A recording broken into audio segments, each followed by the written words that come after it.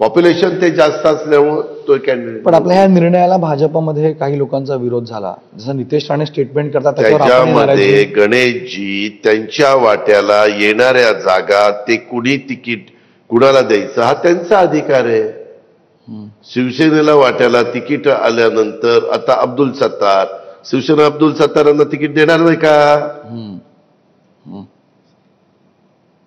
आम्ही हसन मुश्रीफ साहेबांना तिकीट देणार नाही का? असं आहे ना. पण एक तणाव निर्माण करण्याचा प्रयत्न होतो राज्यामध्ये. नितेश राणेंचं स्टेटमेंट, काही जणांचं स्टेटमेंट कुणी काय करावं, लोकशाहीमध्ये आणि संविधानाने दिलेल्या अधिकारामध्ये प्रत्येक जण आपापल्या परीनं काम करत असतं. आम्हाला जे काही योग्य वाटत नाही किंवा काही बाबतीमध्ये निवडणुकीमध्ये काही परिणाम करणारा असेल तर आम्ही त्या बाबतीमध्ये एकत्र ज्यावेळेस बसतो त्यावेळेस आम्ही एकमेकांशी बोलतो.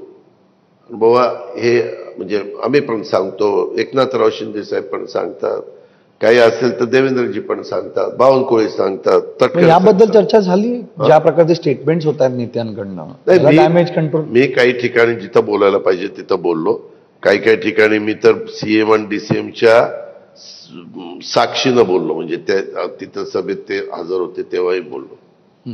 अजित पवार ज्या प्रकारे निवडणुकीत आपल्या टीमला घेऊन उतरतात त्यामध्ये एक नाव जय पवारांचं पण येत आहे की जय पवारांना उमेदवारी द्यावी अशी मागणी आहे किंवा चर्चा झाली आहे. काही ठरवलंय?